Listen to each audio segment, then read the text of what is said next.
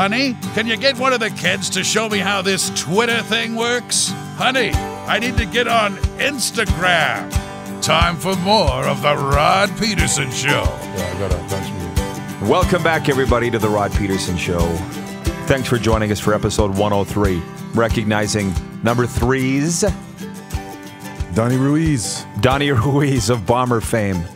Russell Wilson, Babe Ruth. Yeah, he belongs in that group. Babe Ruth's the guy, right? Number 3? Of course. Pierre Pilote. A-Rod wore it somewhere. Dale Earnhardt as our Dale switcher. Earnhart's the other guy. Jordan Blodgett. I don't know enough about NASCAR. Who'd you say? Dwayne Wade.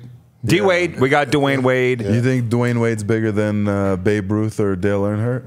In some circles, yes. Bigger than Dale Earnhardt. No, Right. Well, everyone knows Babe Ruth is a baseball player. Did Dwayne Wade ever call his shot? Bank? They basically did when they colluded with the Heat to go, we're going to win not 3, not 4. Anyways, I diverge. Digress. Thank you. I got you here for. That's a great word. I am doing it a lot. Do you, Drew, when do you got to leave? Soon. Like 22, quarter to? Probably like quarter to. We'll get into the CFL now, and then he's going to run out to his car, and he's going to get a prize to give away for one of our viewers to the Rod Squad. So just hang on, everybody. Drew's brought prizes, but he forgot him in the car. In Week 20 in the CFL, in a must-win game for Calgary, they lost in Winnipeg, 29-28. And then a triple-header Saturday, which I think is the best thing the CFL's done since sliced bread. Hamilton wins in Montreal 38-26 in an Eastern final preview. But Montreal didn't play its guys. Toronto spanked Ottawa 39-9. In a who cares? The Toilet bowl. Western Ontario would have beaten both of them in a second.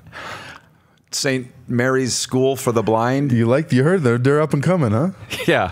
I think it's horrible that you refer to them as the worst team in football. The St. Mary's School for the Blind. Not anymore. You're trashing them. Have some class. Hey. And Saskatchewan they can earn it. Beats Edmonton 27-24.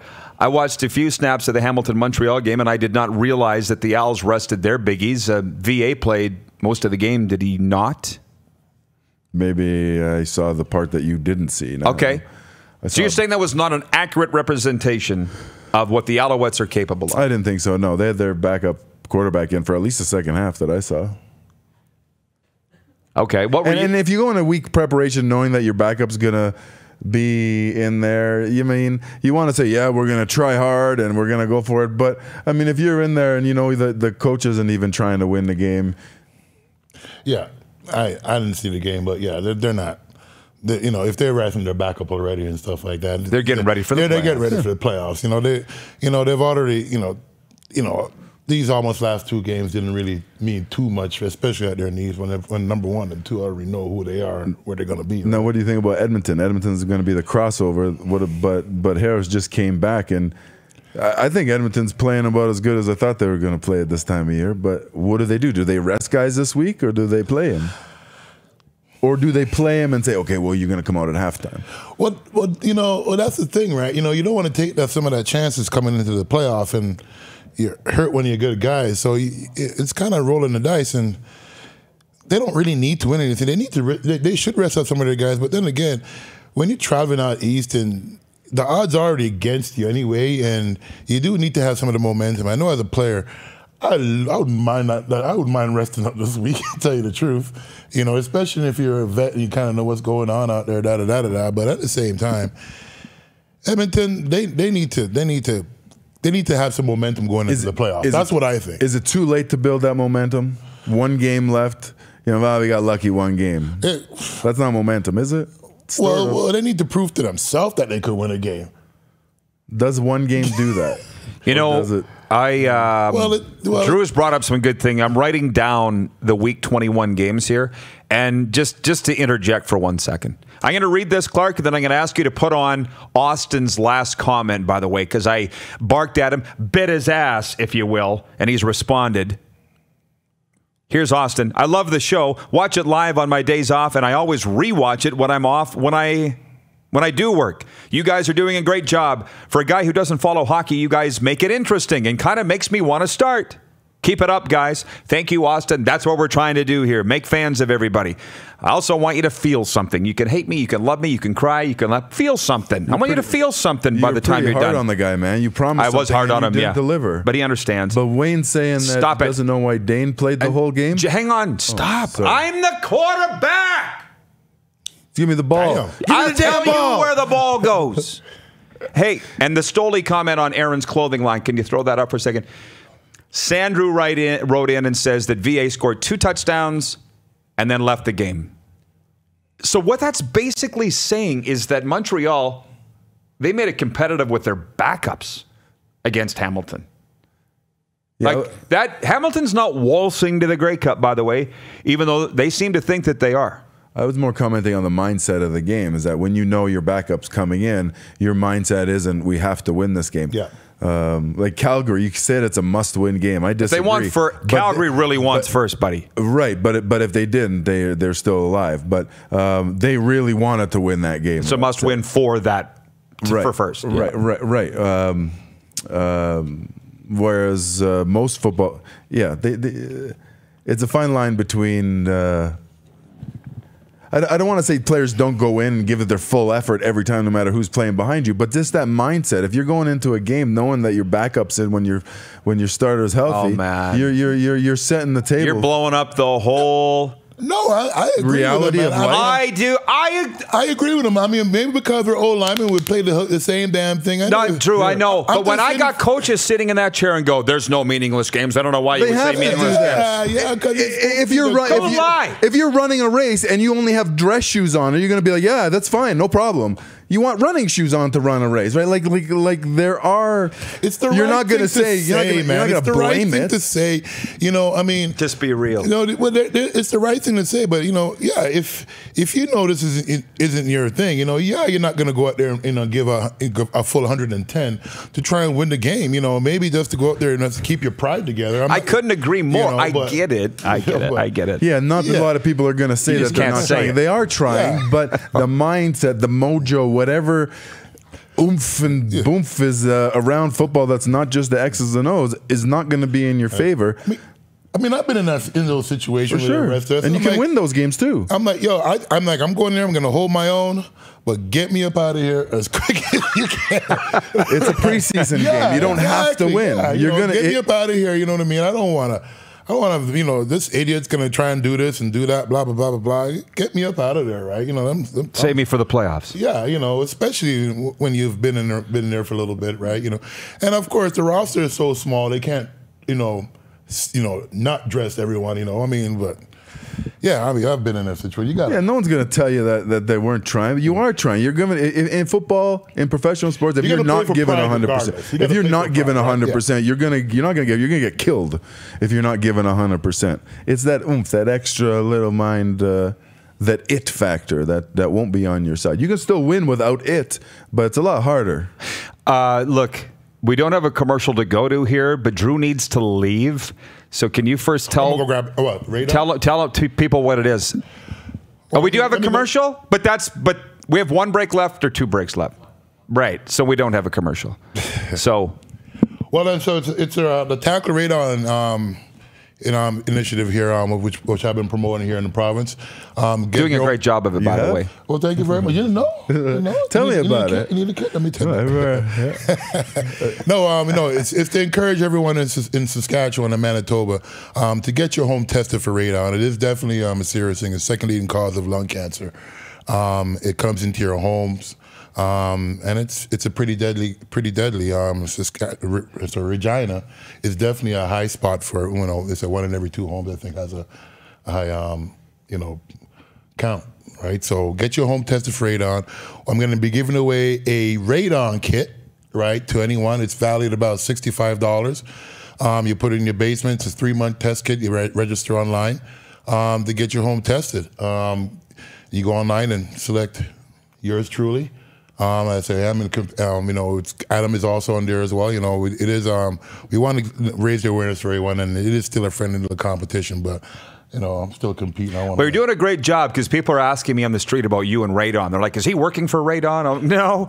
No. He's a spokesman for it. Yeah, just a spokesperson. They came and asked me. That's the whole purpose. They use us to try to raise that awareness to the people in Saskatchewan. So write in, Clark, however you want to do it. Can you run the contest? I would. TackleRadon.ca. Go there, get your kit. That's the website. Yeah, that's the website. Tackle, just a TACKLE. Radon, RADON.ca. Right, but so run out and grab it, please. I'm going to go grab it and be right back with the kit. And we'll do a contest giveaway at the end of the show. Clark will pick a random winner. Some comment. Here's another guy. Our highlight reel of guys leaving in the middle of the show. Stopping to get some food, and then his keys. So Halloween treats. 'Tis the season. We got a whole bowl. And thank you, Dupes, for picking up the Halloween treats for the people that come into the bunker here, which will include tonight's ticket party catered by Legacy Catering. Bryce and Josh are catering it, giving us a smoking deal on the catering. Everybody that's coming on our Houston sports trips coming down here tonight for a ticket party. We got gifts from the Texans and Uniglobe Travel tonight right here in the bunker watching Monday Night Football. For Stoli, as I mentioned, he wanted us to mention his wife, Erin Andrews' clothing line. It's at nflshop.com/wear by Erin Andrews. Jarrett says they want the Canadians jumping on board with it. And you wonder why the NFL is kicking the CFL's ass on marketing. Can we get Erin Andrews doing CFL clothing? No, but you're just not going to say anything over there? Well, coming into Canada and eating Canada's lunch, and nobody's doing anything about it. Yeah, there's that Orleski in Winnipeg that could probably sell a couple of CFL gear. She's a great mom and great ambassador for. She's as good as it gets. Everything in the CFL. Yeah. Wayne in BC, Victoria, BC, wrote in about Cody Fajardo. It slid off the screen here, but it was something along the line of your thoughts on Cody Fajardo. He believes he's the next great one. He's destined for stardom. I think he fits well in McAdoo's system. Yeah. I think he fits well in McAdoo's system. I know this is. Can I bring something to the table? Whatever you want. Oh, I thought you were the quarterback. You're the quarterback. The Cleveland Browns, man. Why are they so bad? You don't want to talk about Cody Fajardo. Why are they so bad? Why are they so bad? They're running to the end zone. They fumble the ball, give it away. He goes back, drops a pass, he fumbles it, they score a touchdown. The quarterback shovel passes it right to a defensive lineman. Like, these things don't happen in football. They happen all at the same time to the Cleveland Browns. And that's why the Browns suck. And it's not my opinion. They'll always suck because they got this cloud or something. We're talking about the just Bambino. Wanders around here like it's his living room. That's not because you think Chris Jones is there, is it? No, man. It's just that they're having such a hard time. Look, you said you had to leave. Who are you meeting for lunch and where? Oh, it's at Earl's, real close. Yeah. You're okay if you're... Well, isn't that the right time? Okay. That is the right time, yes, but it's probably going to take you 15 minutes to get there. That's all. We're worried about you. Yeah, are we on the air? Just wondering. I know. Who you made it for lunch? We have the contest entrance. They're continuing to enter. Tell the folks what they're going to... I like that stuff. It's nice. Yeah, we're gonna amp it up. Want to give away 2 prizes or just one? All in one, right, All Clark? in one, yeah. One big prize pack. Yeah, buddy. There we go. There's your home radon testing kit plus a toucan mitts from Tackle Radon. Actually, this is from the Lung Association. They gave me some stuff to give away. So here's some nice warm mitts that are actually kind of cozy, right? Mitts, hat, and a kit. Okay. So Clark will decide who the winner is. We'll tell you who it is at the end of the show. How's that sound, Clark? Good? Sean from Saskatoon, Sean Dahl writes in and he says, Sean from Saskatoon checking in late, but what a weekend for sports in Saskatchewan. The Heritage and Prairie Classics were unreal, and the Bombers and Riders win. Sean, we're not a jukebox that you just plug a quarter in and we'll talk about the topics when you tune in. You got to go back, rewind. We've covered all of that. We got people pissed off. We're talking too much hockey. People pissed off, not enough Riders. Like, now we're on to the Browns. And I think, because Abu went down that road, and this is where we'll end this, and I'll let you guys get out of here, is the Browns are the most futile franchise in the last 25 years. and you're expecting miracles immediately. I understand they're the most disappointing team in the NFL in 2019, and Drew's just smiling. Oh, yeah. We talk about the it factor. What, are you going to go fire everybody?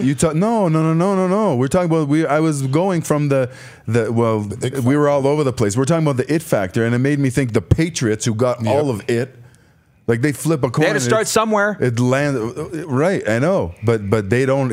And Cleveland doesn't have it now. They're shovel passing to D linemen. They're doing stuff that like doesn't go wrong, and it's all happening at the same time. Like those guys practice good habits. But that game yesterday, Cleveland against the Patriots, you know how I don't like to analyze what's happening on the field, right? I like to talk about the it factor. I mean, you got offensive linemen, defensive linemen, they're fighting. Yeah. It's those big plays, that it factor. And that was so evident in that game yesterday that the Cleveland just sucks and the Patriots are just so good. Why? Because they are. And I don't know what dark cloud is over Cleveland's team. It's almost like there's no poise, no maturity. It's just, I don't know. It's just not there. You know, I mean, it's always sunny in Foxborough. Their quarterback's a sophomore. The head coach is in his first year coaching anywhere as a head coach. They got OBJ. I understand they have all the talent, but do you think it's just going to come together like that in the NFL? No, they got to bring the talent together, and they got to bust through whatever dark cloud is over Cleveland. I think they need some maturity too, as well, man. I mean, you're young. There's a lot of young guys. They're all kids out there running around anyway, right? You know, and you do need those older vets to kind of, just to keep that keep them poised. You know, even look at your boy out there in Green Bay. You know, he's always nice and chill. You know, and he has a lot of young cats around him, and he keeps them all kind of mellow as well too. I'm sure that's kind of what Brady's doing. And you gotta. You still need those vets around there, just to keep to pass on some of that wisdom and keep the young right. But in line, right? You played with Dan Marino. Hang on, the guy played with Dan Marino. Whoever came in and replaced Dan Marino wasn't the next Dan Marino. No, but I was that young cat when I came there, and I ain't gonna lie to you, piss and vinegar running around. You can't tell me nothing. I'm this and that, blah blah blah, everything. Yeah. No, I've grown, big dog. I've grown.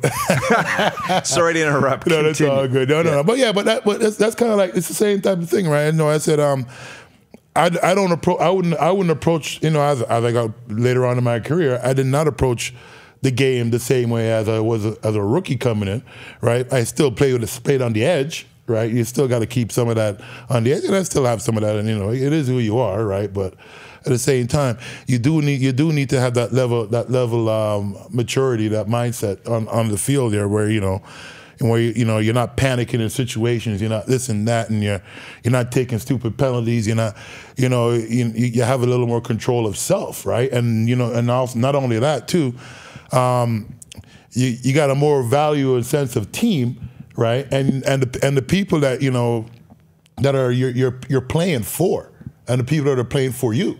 Right, because you're all playing for each other as well, right? So that's right. But everybody wants to fire the Browns. Everybody, they go into Foxborough and get their ass kicked. Newsflash: everybody does. They've got all the talent there. Baker Mayfield's only in his second year, and he's going to be full of piss and vinegar for his whole career. That's the way that he is. He's got a lot of maturing to do. He's going to mature, right? But it's not going to happen. Right away. He's going to calm that crap down. He's going to calm it down. He's going to realize some of the stuff that he says, comes back and bites him, and it's not really good here. He's going to eventually calm it down, but he's still, he is that guy. He's on that edge, and he's going to be that guy, right? But at the same time, you're going to realize some of those things that you're going to have to do to, and stay within you, and not not let all this other little stuff get you all emotional, worked up, and everything. You guys got to go. Abu, you got filming to do? I do. Yeah, this went by real fast. Thanks, gents. I'm out. Appreciate it. I'm out. You're Thanks, out. Rob. Appreciate Thanks for having the you on the prize. show again, right? And TackleRadon.ca. TackleRadon.ca. Go get tested. Overtime. Get your home tested. Get your ass tested, too. Force a hat. And here he goes again. There he is.